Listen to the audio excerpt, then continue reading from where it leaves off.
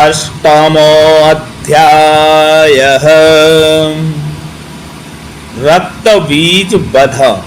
इसको अपन पाठ में नहीं बोलेंगे, जब अपन पूजन पाठ करते हैं तब उसको नहीं बोलेंगे, पर अभी हम आपके लिए अध्ययन करा रहे हैं, इसलिए आपके लिए बता रहे हैं, वो बोल रहे हैं। रक्त बीज बध ध्यानम ओम अरुणां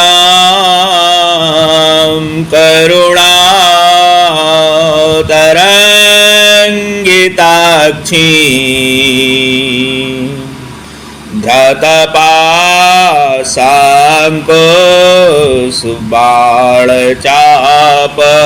धतपाशाङ्कुशबाणचापहस्ताम्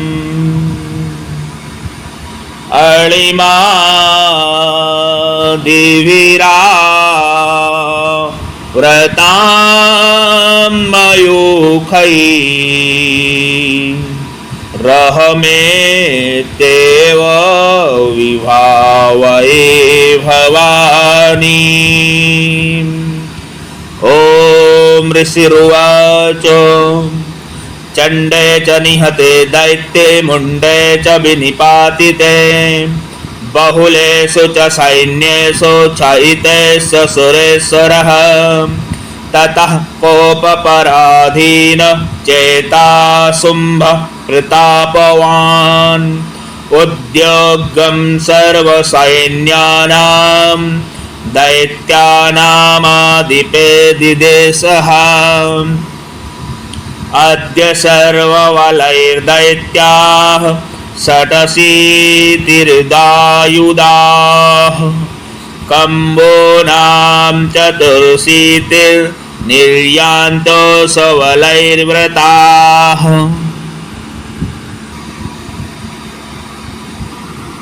कोटिर्याणि पञ्चाशदा सुराणां कुलानि वै शतं कुलानि धौम्राणां निर्गच्छन्तु ममाज्ञया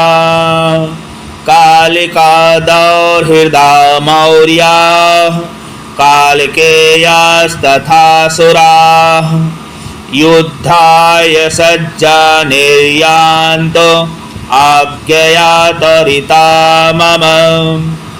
इत्याज्ञाप्यासुरपतिः शुम्भो भैरवशासनः निर्जगाम महासैन्य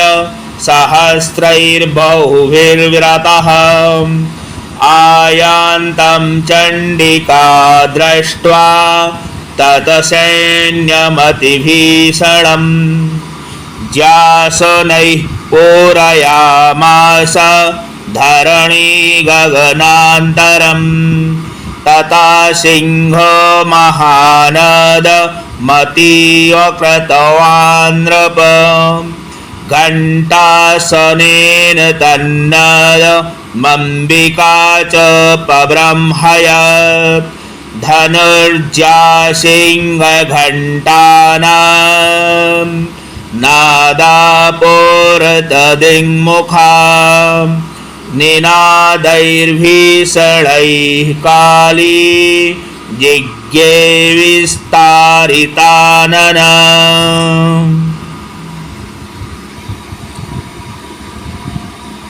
तं निनादमुपसृत्य दैत्यसैन्यश्चतुर्दिशं देवी सिंहस्तथा काली सरोषैः परिवारिता एतस्मिन्नन्तरे भूप विनाशाय सुरद्विषां भवायामरसिंहाना मतिवीर्यबलान्विताः ब्रह्मे सगुहविष्णूनां तथेन्द्रस्य च शक्तयः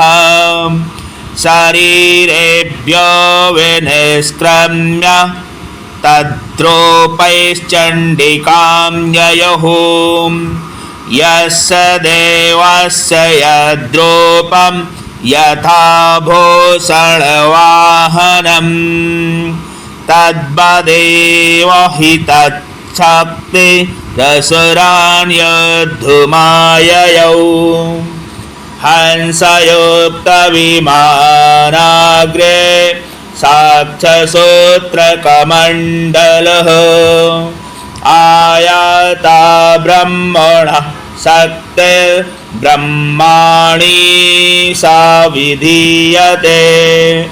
माहेश्वरी रसारूढा त्रिशूलवरधारिणी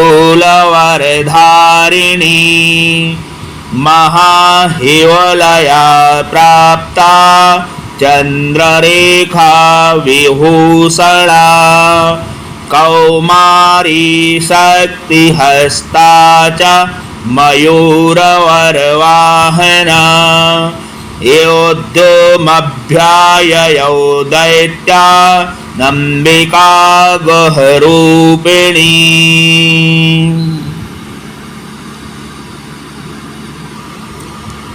तथैव वैष्णवी शक्तिर्गरुडपरिसंस्थिता शङ्खचक्रगदा सरङ्ग खड्गहस्ताभ्युपाययौ यज्ञवाराहमतुलं रूपं या बिभ्रतो हरे शक्तिः साप्याययौ तत्र वाराहीं बिभ्रतीदनम् नारसिंही नृसिंहस्य बिभ्रति सदृशं वपुः प्राप्ता तत्र शटाक्षेप क्षिप्तनक्षत्रसंहतिः वज्रहस्ता तथैवैन्द्री गजराजोपरिस्थिता प्राप्ता सहस्रनयना यथा शक्रस्तथैव सा ततः परिवृतास्ताभिरीशान देवशक्तिभिः हन्यन्तामसुराः शीघ्रं मम प्रीत्याह चण्डिकां ततो देवी शरीरात् विनिष्क्रान्तातिभीषणा चण्डिका शक्तिरत्युग्रा शिवा शतनिनादिनी सा चाह धूम्रजटिलमासानमपराजिता दूतत्वं गच्छ भगवन् पार्श्वं शुम्भनिशुम्भयोः ब्रूहि शुम्भं निशुम्भं च दानवावतिगर्वितौ ये चान्ये दानवास्तत्र युद्धाय समुपस्थिताः त्रैलोक्यमिन्द्रो लभतां देवाः सन्तु हविर्भुजः यूयं प्रयात पातालं यदि जीवितुमिच्छथ बलाबले पादथ चेदभवन्तो युद्धकाङ्क्षिणः बलाबले पाददच्चेत् भवन्तो युद्धकाङ्क्षिणः बलाबले पादथत् चेद्भवन्तो युद्धकाङ्क्षिणः तदा गच्छत तृप्यन्तो माक्षिवाः त्रिषितेन वः यतो नियुक्तो दौत्येन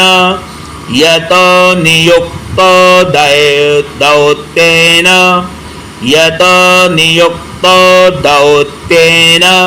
तया देव्या शिवः स्वयं शिवदूती लोकस्मिन्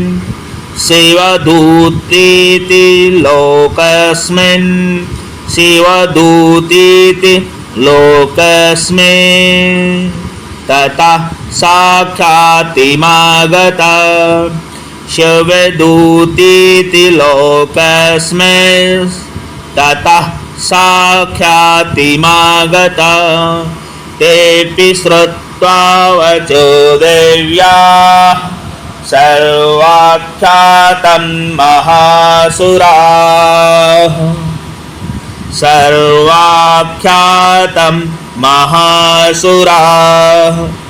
अमरसा पूरिता जग्मुर् यत्र कात्यायनी स्थिता ततः प्रथममेवाग्रे सरसप्त्यरिष्टिवृष्टिभिः ववर्षुरुद्यतामर्षास्तां देवीममुरारयः ववर्षुरुद्यतामर्षास्तां देवीममुरारयः सा च तान् प्रहितान् वाणान् स्थूलशक्तिपरशधान् चिक्षेदलीलयाद्माता धनुर्मुक्तैर्महेषुभिः तस्याग्रतस्तथा काली शूलपातविदारितान् खट्वाङ्गपोथिताश्चारीन् कुर्वतीव चरत्तदा कमण्डलो जलाक्षेप हतवीर्यान् हतोजसः ब्रह्माणि चाकरोच्छत्रून् येन स्मधावति माहेश्वरी त्रिशूलेन तथा चक्रेण वैष्णवी दैत्यान् जघान कौमारी तथा शक्तातिकोपना ऐन्द्रिकुलिशपातेन शतशो दैत्यदानवाः पेतुर्विदारिताः पृथिव्यां रुधिरोघ्रप्रवर्षिणः तुण्डप्रहारविध्वस्ता दंष्टाग्रक्षद्वक्षसः वाराहमूर्त्या न्यपतश्चक्रेण च विदारिताः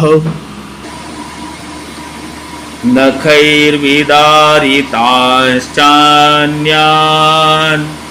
भक्षयन्ति महासुरान् नारसिंही च चाराजौ नादापूर्णदिगम्बरा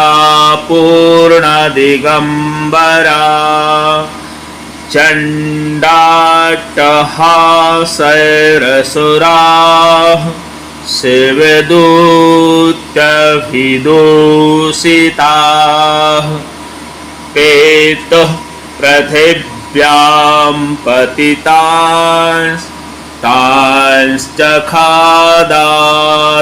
सा तदा इति मात्रगणं क्रोधं मर्दयन्तं महासुरान्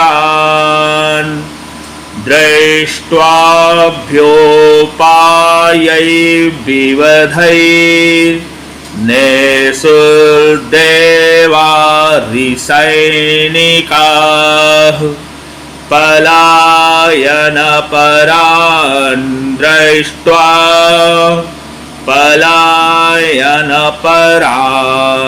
दृष्ट्वा दैत्यान् मात्रगणार्दितान् ये योद्धुमभ्याययौ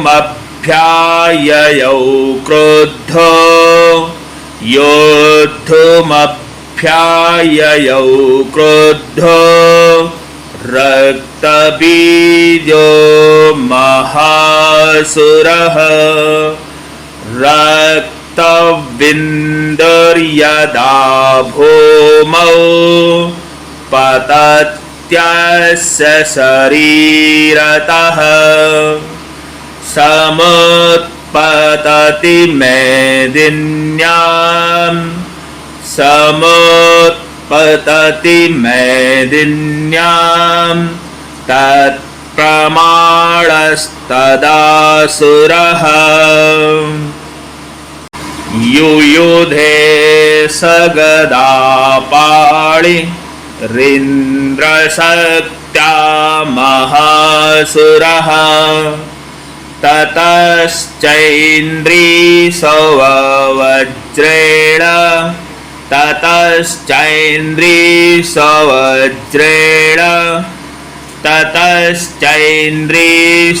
ततश्चैन्द्रीसवज्रेण रक्तबीजमताडयत् कुलिशेना हतस्यासु बहुसहस्रावसोडितम् समुत्तस्थस्ततो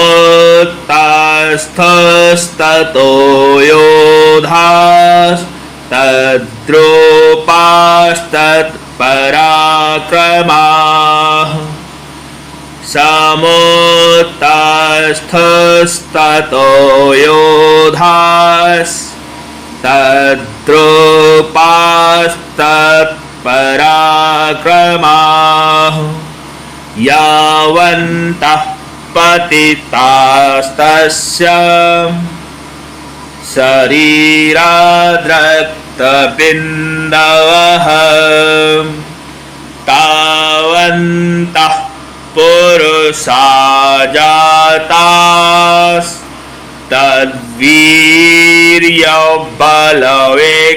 जातास्तद्वीर्यबलविक्रमाः ते चापि युयुधस्तत्र पुरुषा रक्तसम्भवाः समं मात्रभिरत्युग्र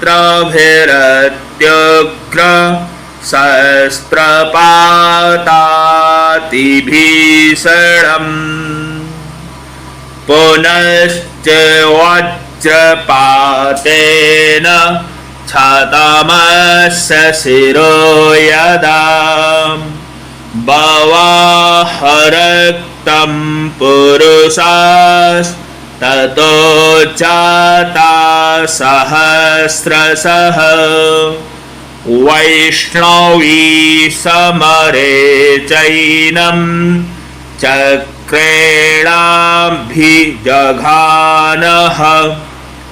वैष्णवी समरे चैनं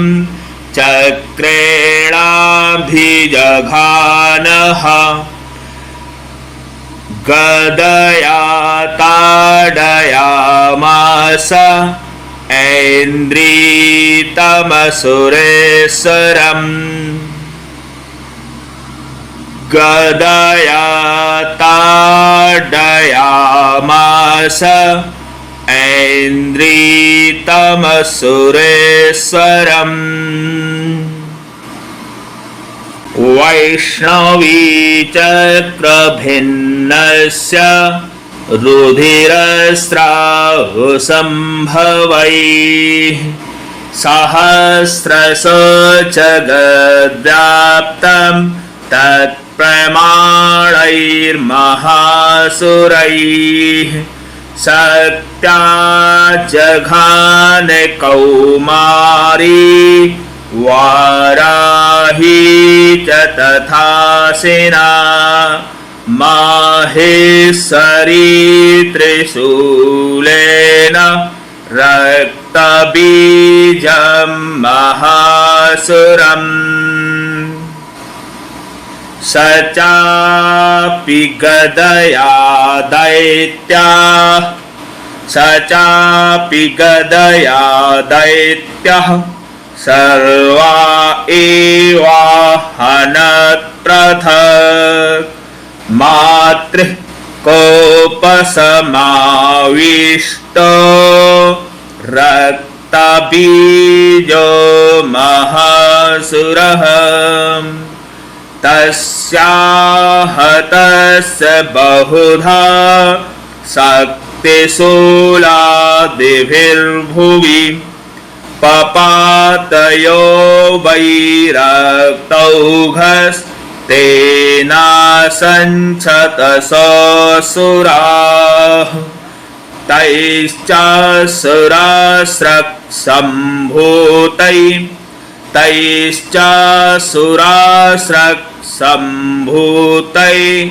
तैश्चासुरास्रक्सम्भूतैरसुरैः सकलं जगत्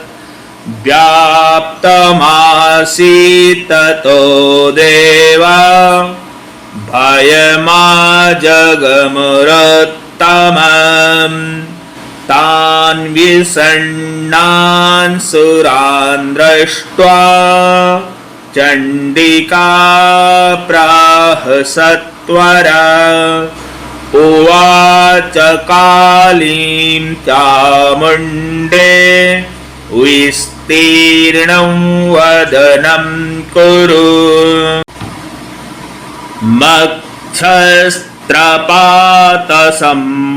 मक्षस्त्रपातसम्भूतान् रक्तबिन्दून् महासुरान् रक्तबिन्दोः प्रतीक्षतं वक्त्रेणानेन वेगिना भक्षयन्ती चररणे तदुत्पन्नान् महासुरान् एवमे सक्षयं दैत्यः क्षीणरक्तो गमिष्यति भक्ष्यमाणास्तया चोग्रा भक्ष्यमाणास्तया चोग्रा न चोत्पश्यन्ति चापरे इत्युक्त्वा तां ततो देवी शूलेनाभिदघारतम् मुखेन काली जग्रहे रक्तबीजस्य शोणितम् ततो सावाजघानाथ ततो सावाजघानाथ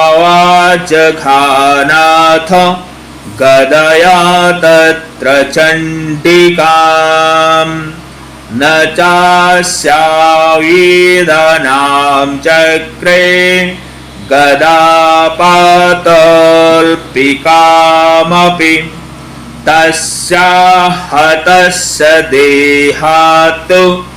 बहुशस्त्रावशोणितम् यतस्ततस्तद्वक्त्रेण चामुण्डा सम्प्रतीक्षति मुखे समुद्गतायस्य रक्तपातान् महासुराः तांश्च खादाथ चामुण्डा पपौतस्य च शोणितम् देवी शूलेन वज्रेण बाणैरसिभिरिष्टिभिः बाणैरसिभिर्रिष्टिभिः बाणैरसिभिर्रिष्टिभिः जघानरक्तबीजं तं चामुण्डापीतशोणितम् सपपातमहीपृष्ठे शस्त्रसङ्घसमाहतः नीरक्तश्च महीपाल रक्तबीजो महासुरः ततस्ते हर्षमतुर मवापुस्त्रिदशा नृप तेषां मात्रगणो जातो ननर्ता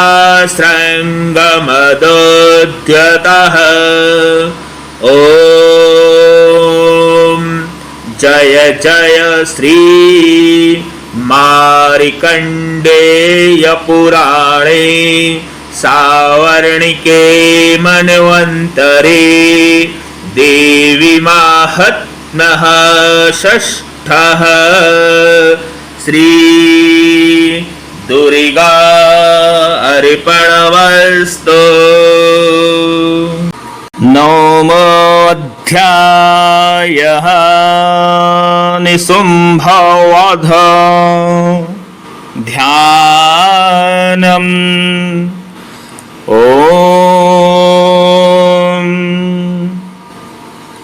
बन्दूककाञ्चननिभां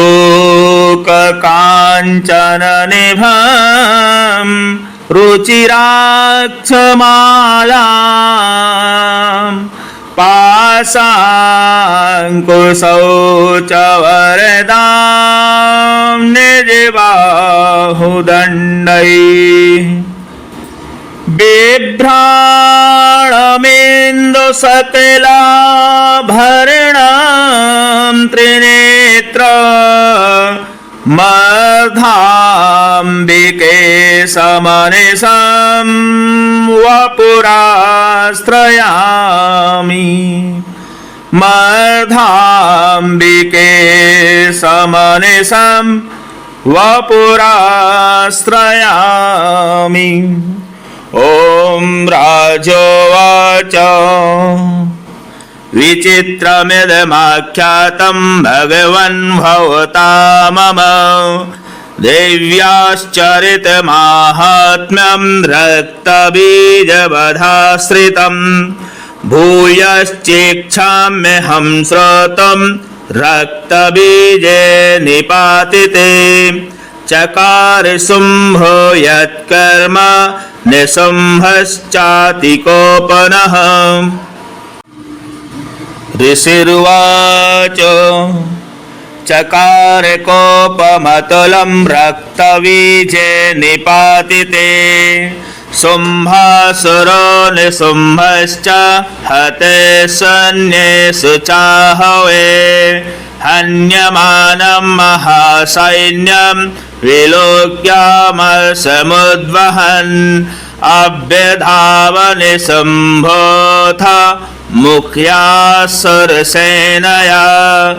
अभ्यधावनिशुम्भोऽथ मुख्यासुरसेनया मुख्ययासुरसेनया तस्याग्रतस्तथा पृष्ठे पार्श्वयोश्च महासुराः सन्दष्टौष्टपुटाः क्रुद्धा हन्तुं देवीमुपाययुः आजिगाम महावीर्यः शुम्भोऽपि सबलैर्व्रतः निहन्तुं चण्डिकां कोपात् कृत्वा युद्धं तु मातृभिः ततो युद्धमतीवासी देव्या शुम्भनिशुम्भय सर्वर्षमतीयोग्रां मेघयोरिव वर्षतो चिक्षेदास्ताञ्छरास्ताभ्यां चण्डिका ससरोत्करैः ताडयामास चाङ्गेश शस्त्रौघैरसुरेश्वरौ निशुम्भो निशितं खड्गं चर्मचादाय सुप्रभम् अताडयन्मूर्ध्नि सिंहं देव्या वाहनमुत्तमम् ताडिते वाहने देवी क्षरप्रेणासिमुत्तमम् निशुम्भस्यासु चिक्षेद चर्मचाप्याष्टचन्द्रकम् छिन्ने च मणिखड्गे च शक्तिं चिक्षेपसोऽसुरः तामप्यस्य द्विधा चक्रे चक्रेणाभिमुखागताम्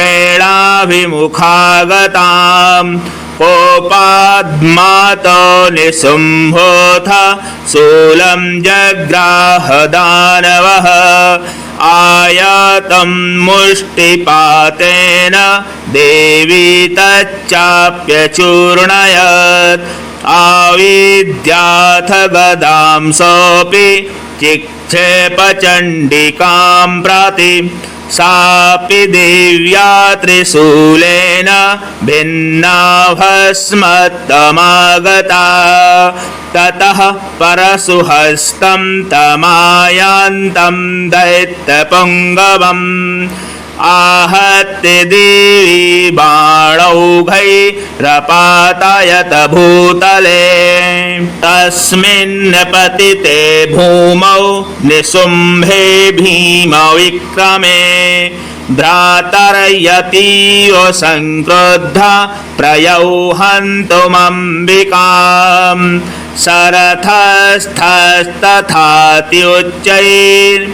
शरथस्थस्तथात्युच्चैर्गृहीत परमायुधैः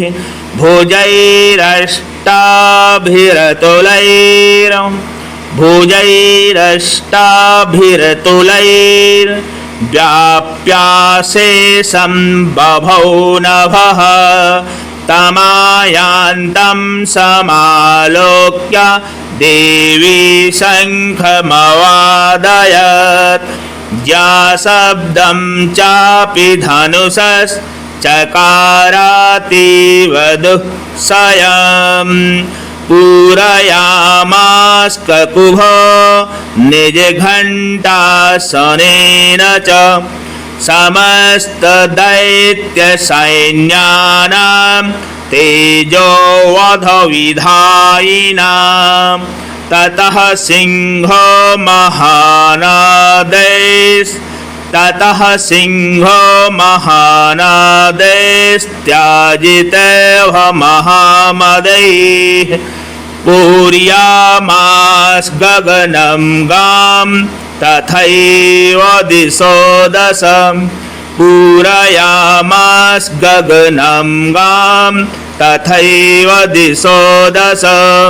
ततः काली समुत्पत्य गगनं क्षमामताडयत्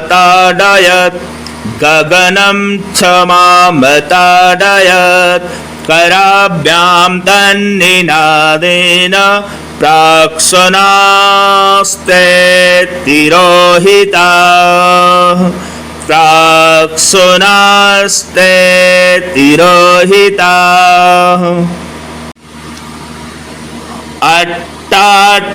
अट्टाट्टहासमशिवं शिवदूती चकारः तैः शब्दैः सुराश्रयसुः शुम्भः कोपं परं ययौ दुरात्मस्तिष्ठतिष्ठेति व्याजहाराम्बिका यदा तदा जयेत्यभिहितं देवैराकाशसंस्थितैः शुम्भेनागत्य या शक्तिर्मुक्ता ज्वालातिभीषणा आयान्ति वह्निकूटाभा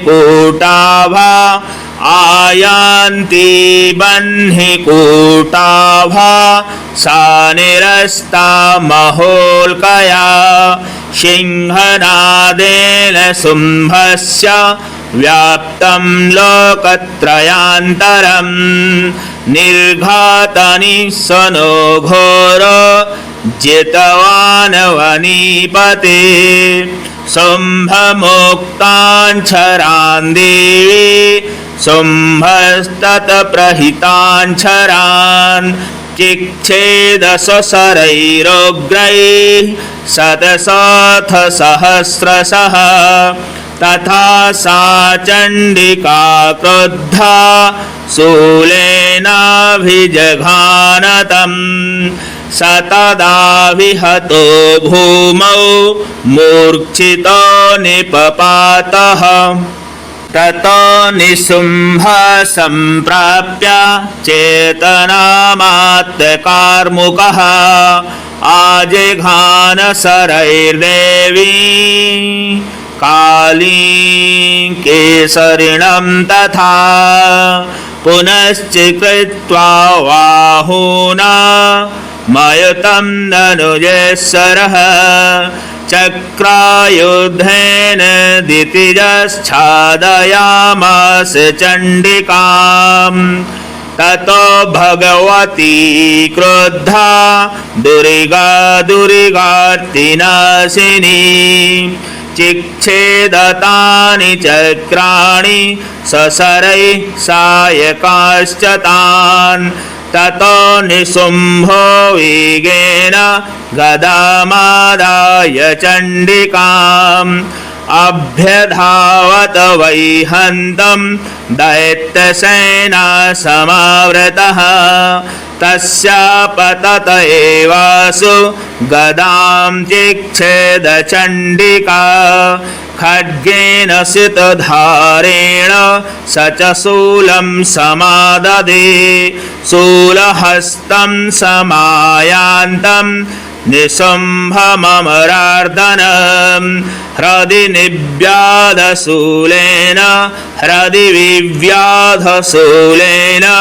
वेगाविद्धेन चण्डिका भिन्नस्य तस्य शूलेन हृदयानि स्रतोपरः महाबलो महावीर्यस्तिष्ठति पुरुषो वदन् महाबलो महावीर्यस्तिष्ठति पुरुषो वदन् तस्य निष्क्रामतो देवी प्रहस्य सुनवत्ततः शिरश्चिक्षेद खड्गेन ततो असावपद्भुवि ततो असावपद्भुवि शिरश्चिक्षेद खड्गेन ततो असावपद्भुवि ततः सिंहश्च खादोग्रम् तथा सिंहश्च खादोग्रम् सिंहश्च खादोग्रम् ततः सिंहश्च खादोग्रम् दंष्ट्राक्षुण्णशिरोधरान् असुरांस्तांस्तथा काली शिवदूती तथा परान् असुरांस्तांस्तथा काली शिवदूती तथा परान् कौमारी शक्तिनिर्भिन्नाः केचिन्नेश्वरमहासुराः ब्रह्माणि मन्त्रपूतेन तोयेनान्ये निराकृताः माहेश्वरी त्रिशूलेन भिन्नाः पेतस्तथा परे वाराही तुण्डघातेन केचिच्चूर्णीकृता भुवि खण्डं खण्डं च चक्रेण वैष्णव्यादानवाः कृताः वज्रेण चन्द्रिहस्तग्र विमुक्तेन तथा परे केचिद्दिनेश्वरसुराः केचिद्दिनेश्वरसुराः केचिन्नष्टा महाहवात् केचिन्नष्टा महाहवात् भक्षिताश्च परे काले शिवदूती मृगाधिपैः भक्षिताश्च परे काले शिवदूती मृगाधिपैः। ॐ जय जय श्री मार्कण्डेय पुराणे सावर्णिके मन्वन्तरे देवी माहात्म्य नवमः। श्री दुर्गार्पणमस्तु। श्री भगवती दुर्गार्पणमस्तु।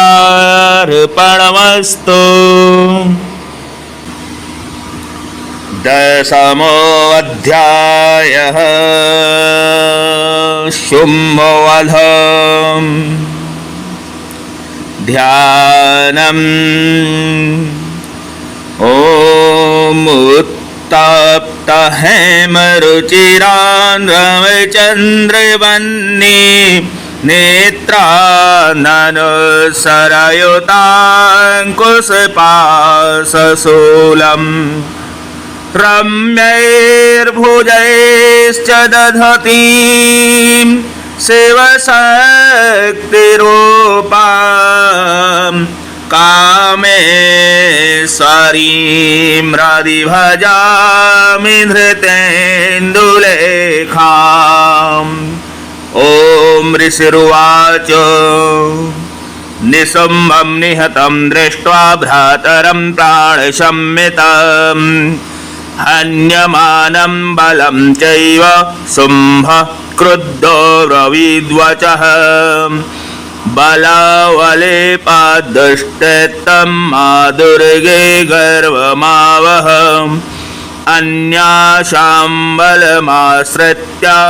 युध्यसे याति मानिनी। देव्योवाच एकैवाहं जगत्यत्र द्वितीया का ममापरा पश्यैता दुष्टमय्येव विसन्त्यमद्विभूतयः। ततः समस्तास्ता देव्यो ब्रह्माणि प्रमुखालयाम् तस्या देव्यास्तनौ जग्मु एकैवासीत् तदाम्बिका। देव्योवाच अहं विभूत्या बहुभिरः रूपैर्यदा स्थिताम् अहं विभूत्या बहुभिरूपैर्यदा स्थिताम्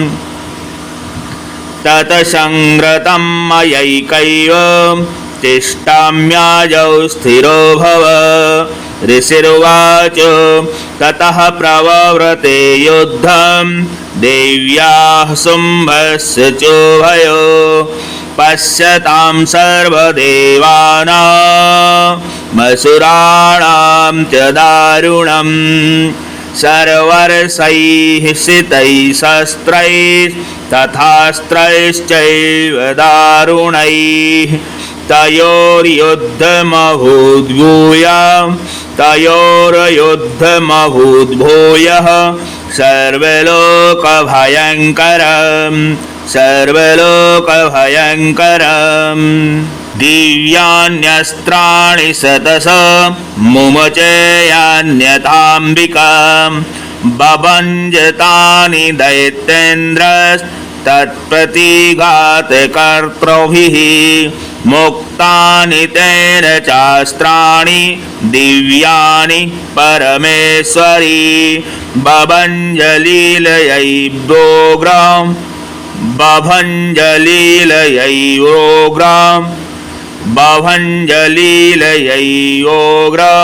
हुङ्कारोच्चारणादिभिः। ततः सरस्वतीर्देवी माक्षादयत सोऽसुरः सापि तत्कुपिता देवी धनुश्चिक्षेदचेषुभिः छिन्ने धनसु दैत्येन्द्रस्तथा शक्तिमथा ददे चिक्षेददेवी चक्रेण तामप्यस्य करस्थिताम् ततः खड्गमुपादाय शतचन्द्रां च भानुमत् अभ्यधावत् तदा देवीं दैत्यानामधिपेश्वरः तस्यापतत एवासु खड्गं चिक्षेद चण्डिका धनुर्मुक्तैश्चितैर्बाणैश्चर्मचार्ककरामलम् हता स्वा स तदा दैत्यश्छिन्नधन्वा विसारथी जग्राहमुद्गरं घोरमम्बिकानिधनुद्यतः जग्राहमुद्गरं घोरमम्बिकानिधनुद्यतः जग्राहमुद्गरं घोरमम्बिकानिधनुद्यतः चिक्षेदापततस्तस्य चिक्षेदापततस्तस्य चिक्षेदापततस्तस्य मुद्गरं निशितैः शिरसरैः मुद्गरं निशितैः शरैः तथापि सोऽभ्यधावत्तां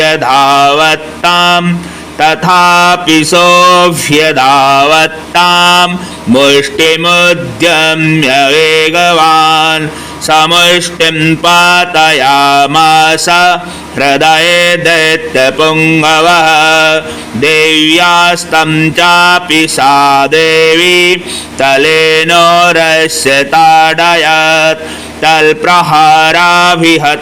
निपपात महीतले स दैत्यराजा सहसा पुनरेव ततोत्थितः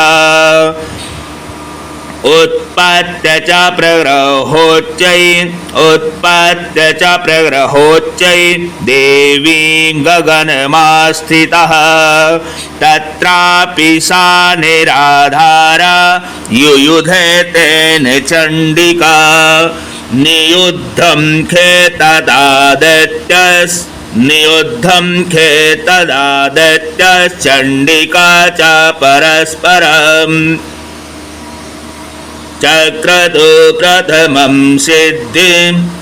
चक्रतुः प्रथमं सिद्धो मुनिविस्मयकारकम् ततो नियुद्धं सुचिरं कृत्वा तेनाम्बिका सह उत्पात्य भ्रामयामास चिक्षेपधरणीतले सक्षिप्तो धरणीं प्राप्य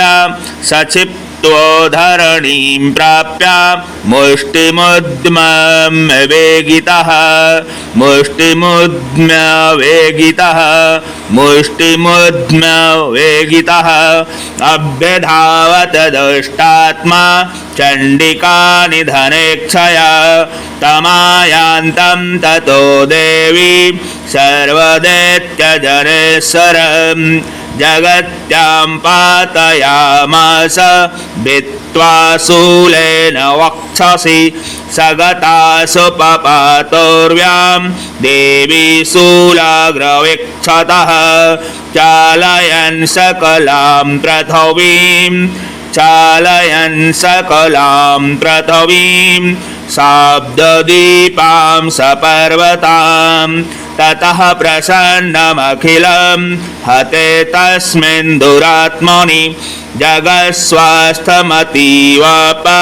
निर्बलं च भवन्नभ उत्पातमेघाशुल्काये प्रागासंस्ते समं ययुः सरितो मार्गवाहिन्यस्तथा संस्तत्र पातिते ततो देवगणाः सर्वे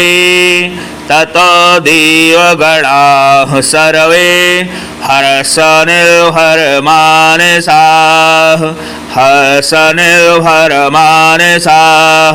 बभूवुर्निहते तस्मिन्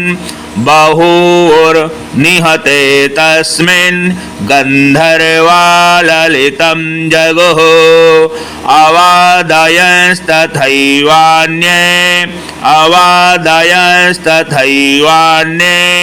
नरतश्चाप्सरो गणाः बवः पुण्यास्तथा वाताः सुप्रभो अभूदिवाकरः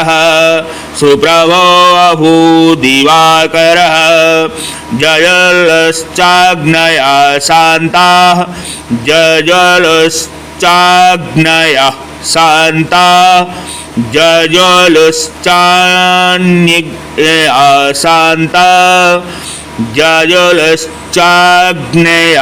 शान्ताः शान्ता दिग्जनितः सनाः। ॐ जय जय श्री मार्कण्डेय पुराणे सावर्णिके मनवन्तरे देवी माहात्म्यः दस्मः। श्री दुर्गार्पणमस्तु। श्री दुर्गार्पणमस्तु।